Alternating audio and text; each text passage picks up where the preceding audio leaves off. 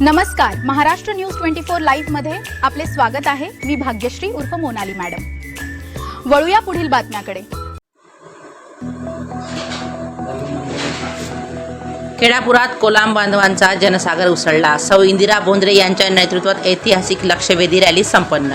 क्रांतीवीर श्यामादादा कोलाम यांच्या पुण्यतिथी निमित्त प्रशासनाला खळसावून जाब। एसडीओ कार्यालयावर धडकले वादळ। स्वातंत्र्याच्या 78 वर्षांनंतरही हक्काचे घर आणि 7/12 न मिळाल्यास तीव्र एल्गार पुकारण्याचा इशारा। 20 मार्चच्या लाँग मार्चमधील प्रशासकीय असंवेदनशीलतेचा जाहीर निषेध।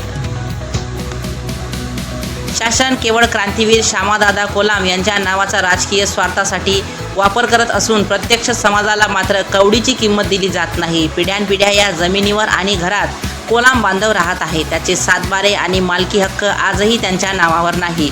हा अन्याय आता सहन केला जाणार नाही। जर प्रशासनाने आमच्या हक्काचे घर आणि 7/12 आमच्या नावावर केला नाही तर यापुढे आणखी तीव्र संविधानात्मक लढा उभारला जाईल, असा थेट आणि आक्रमक इशारा श्यामादादा कोलाम ब्रिगेडच्या प्रदेश अध्यक्षा सौ इंदिरा बोंद्रे यांनी केळापूर येथे दिला। क्रांतीवीर श्यामादादा कोलाम यांच्या पुण्यतिथी निमित्त शनिवार दिनांक 1 ऑगस्ट 2026 रोजी श्यामादादा कोलाम ब्रिगेडच्या वतीने आदिम कोलाम जमातीच्या विविध न्याय हक्कासाठी जगदंबा संस्थान केळापूर ते उपविभागीय अधिकारी एसडीओ कार्यालय केळापूर दरम्यान काढण्यात आलेली भव्य लक्षवेधी रॅली प्रचंड जनसमुदायाच्या उपस्थितीत यशस्वीपणे संपन्न झाली।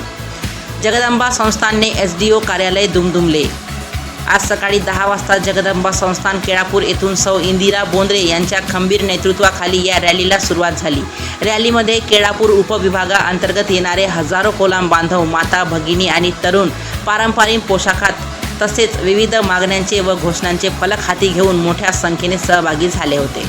क्रांतीवीर श्यामादादा कोलाम यांच्या स्मृतीस विनम्र अभिवादन करून निघालेला हा जनसागर मुख्य मार्गाने चालत उपविभागीय कार्यालयावर धडकला। यावेळी क्रांतीवीर श्यामादादा कोलाम अमर रहे, घर आमच्या कब्जात, नाव आमचे पाहिजे, जमीन आमच्या कब्जात, 7/12 आमच्या नावावर झालाच पाहिजे यासारख्या आक्रमक घोषणांनी संपूर्ण केळापूर परिसर दुमदुमून गेला। प्रशासकीय क्रूरतेचा केला जाहीर निषेध। एसडीओ कार्यालयासमोर झालेल्या जाहीर सभेत बोलताना सौ इंदिरा बोंद्रे यांनी प्रशासनाच्या नाकर्तेपणाचा आणि असंवेदनशीलतेचा पाढा वाचला। दिनांक 20 मार्च 2026 रोजी जेव्हा कोलाम बांधवांनी केळापूर ते पालकमंत्री संजय राठोड यांच्या निवासस्थानापर्यंत पायदळ लाँग मार्च काढला होता, तेव्हा प्रशासनाने साध्या पिण्याच्या पाण्याचीही व्यवस्था केली नव्हती। या प्रशासकीय क्रूरतेचा व निष्काळजीपणाचा रॅलीच्या माध्यमातून तीव्र शब्दात निषेध नोंदवण्यात आला। एसडीओ, तहसीलदार आणि प्रकल्प अधिकाऱ्यांना मागण्यांचे निवेदन। रॅलीच्या समारोप प्रसंगी श्यामादादा कोलाम ब्रिगेडच्या शिष्टमंडळाने उपविभागीय अधिकारी, एसडीओ, तहसीलदार आणि प्रकल्प अधिकारी, आदिवासी विकास प्रकल्प यांना थेट मुख्यमंत्र्यांच्या नावाचे निवेदन सादर केले। निवेदनातील प्रमुख मागण्या: स्वतंत्र आयोग, आदिम कोलाम समाजाच्या सामाजिक, आर्थिक व शैक्षणिक सद्यस्थितीचा सखोल अभ्यास करण्यासाठी श्यामादादा कोलाम स्वतंत्र अभ्यास आयोग तात्काळ स्थापन करावा। मालकी हक्क व 7/12 कोलाम बांधवांच्या ताब्यातील घरांचे मालकी हक्क आणि ते कसत असलेल्या वनजमिनीचे 7/12 व पट्टे त्यांच्या नावावर तात्काळ करण्यात यावे। प्रक्रिया सुलभता: जात प्रमाणपत्र आणि वैधता प्रमाणपत्र मिळण्यातील पुराव्यांची जाचक अट समूळ नष्ट करून ही प्रक्रिया सुलभ करावी।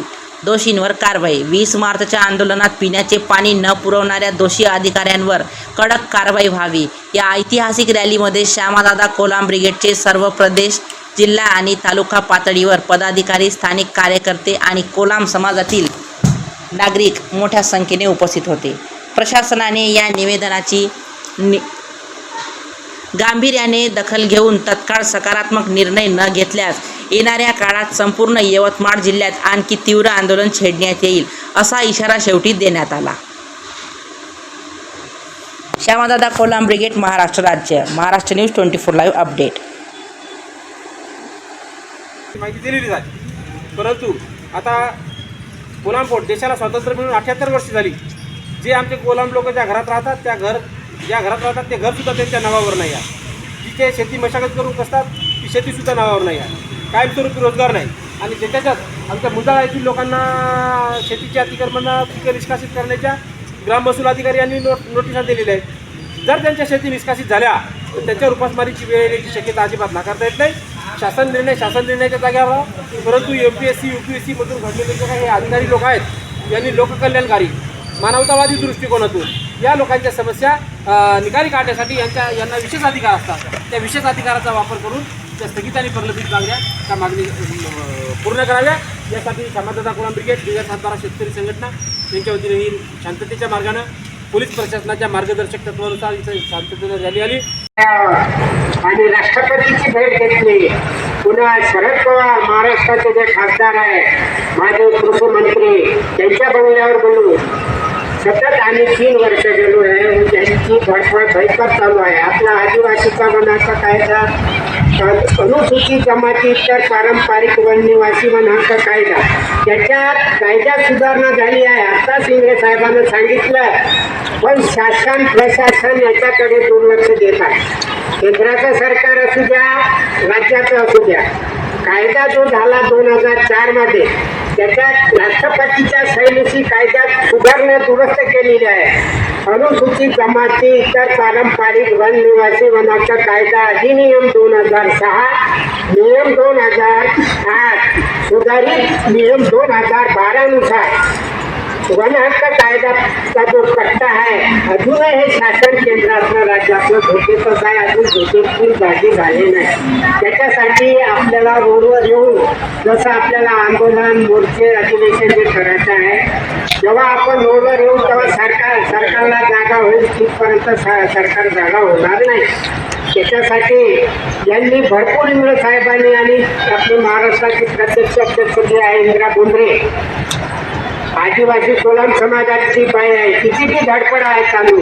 आपल्या घरीमध्ये म्हणूनच नाही, महाराष्ट्रामधून आहे तिची चालू. याच्यासाठी आपण जर यांच्या पाठीशी जर असलो तर सरकारवर, प्रशासकीय अधिकाऱ्यावर आपला दबाव पडतो. 1-2 मोर्चे जर राहिले तर काही दबाव पडणार नाही.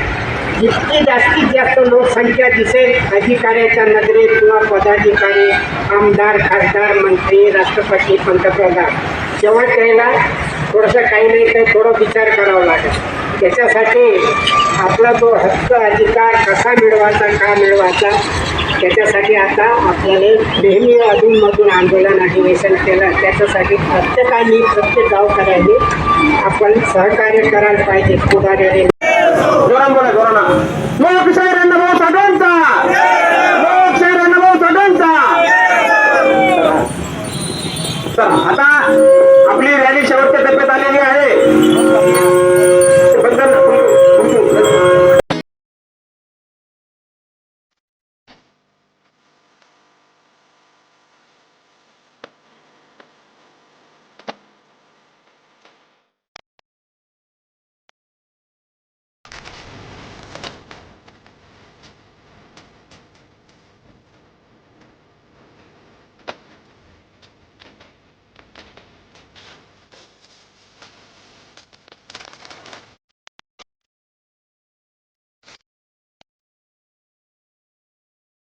आमच्या चॅनलला सबस्क्राईब करा. अशाच नवनवीन बातम्याकरिता बेल आयकन दाबा आणि बातमी आवडल्यास शेअर जरूर करा. मी मोनाली मॅडम घेते रजा. भेटूया पुढील बातमी सत्रात. नमस्कार.